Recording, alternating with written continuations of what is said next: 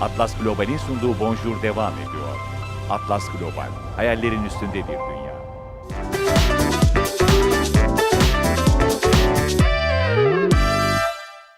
Sevgili izleyenler, 2017 Ocak ayı itibariyle Fransa'da indirim günleri başladı. Dünyanın dört bir yanından Paris'e akım var.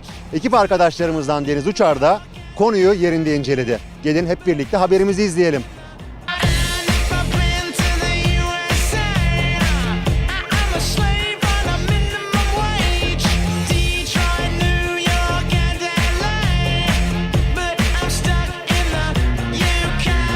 Günlerce önünden her geçtiğinizde gözünüzün kaydığı siyah bir elbise ya da soğuk kış günlerinde hem içinizi hem ellerinizi ısıtacak şık bir eldiven. Hayali bile hanımların sevinçten, beylerin endişeden gözlerini yaşartmaya yetti değil mi? I'm feeling happy in a very special way. It's 'cause of you. It's like the memory of a warm and sunny day. I think of you.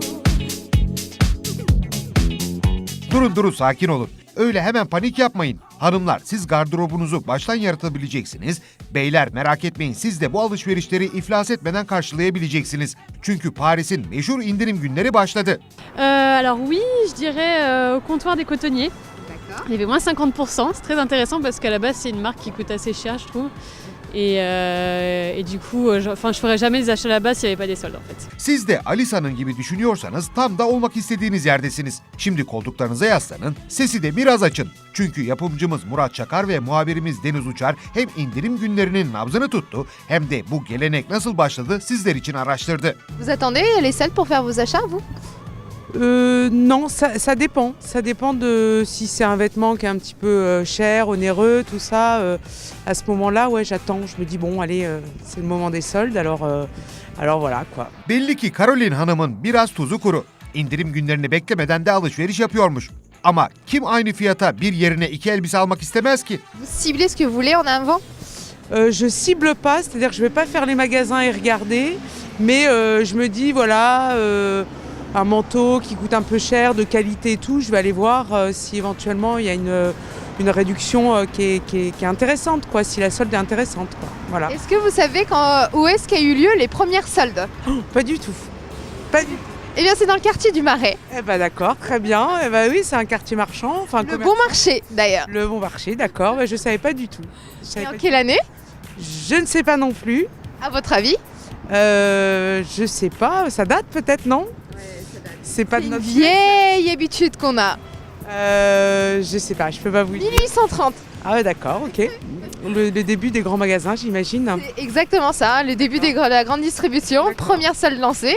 Et depuis, on s'est pas arrêté. Deniz, madem eskilere, siyah beyaz yıllara gittin, editörlerimiz de tarih konusunda fena değildir diyelim ve zaman makinamıza atlayıp 1800'lü yıllara indirim günlerinin başlangıcına gidelim. Instead of making conversation, darling, hold me tight. I wanna be thrilled by your caress beneath the pale moonlight. I need your love so madly, I long for your affection. If I could only get your eyes to look in my direction. 1830'da başlatılan indirim geleneği aslında sezon sonunda elde kalan stokların tüketilmesi gibi basit bir ticari reflekse dayanıyor. İlk adımı atansa bugün tüm dünyanın adını bildiği Le Bon Marché mağazası. Ya Deniz, biz demiştik. Senin kadar olmasa da biz de anlarız moda işinden. Hadi sözü yeniden sana bırakalım.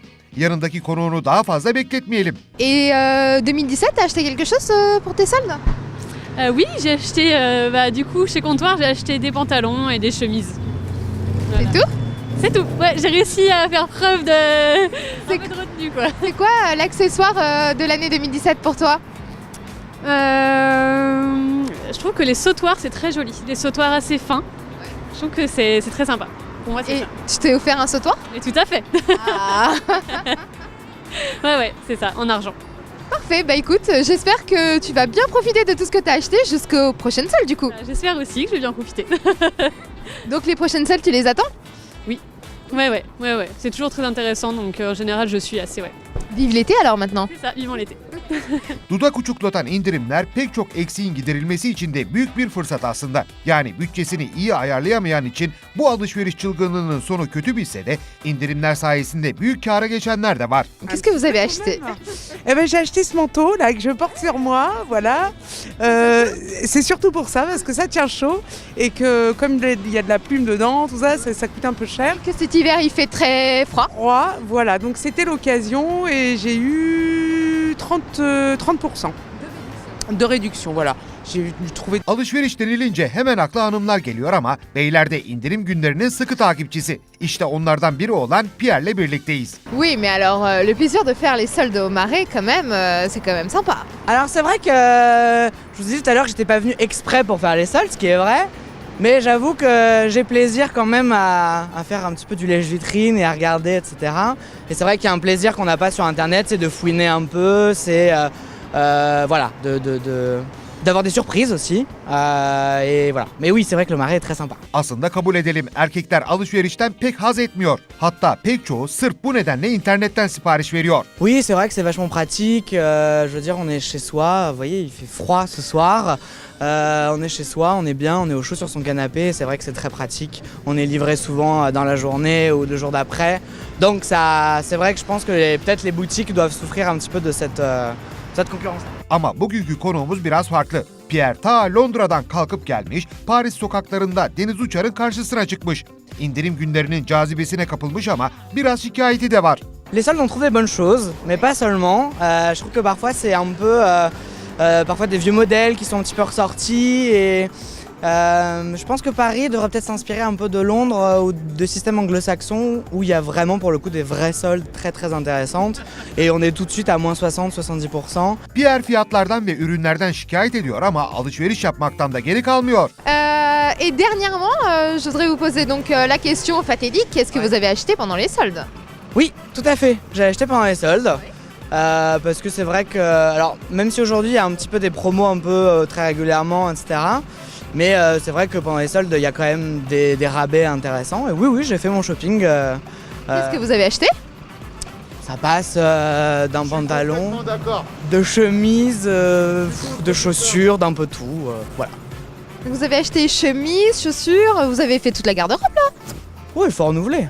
Oui, il faut renouveler régulièrement. Il faut toujours être à la pointe de la tendance. Bu keyifli sohbetin ardından sempatik konuğumuz yeniden ışıklı vitrinlere, dolayısıyla alışverişe yöneldi. Hadi biz de bir sonraki haberimize geçelim de sevgili muhabirimiz Deniz Uçar da kendini mağazalara atsın. Ne de olsa bunu hak etti.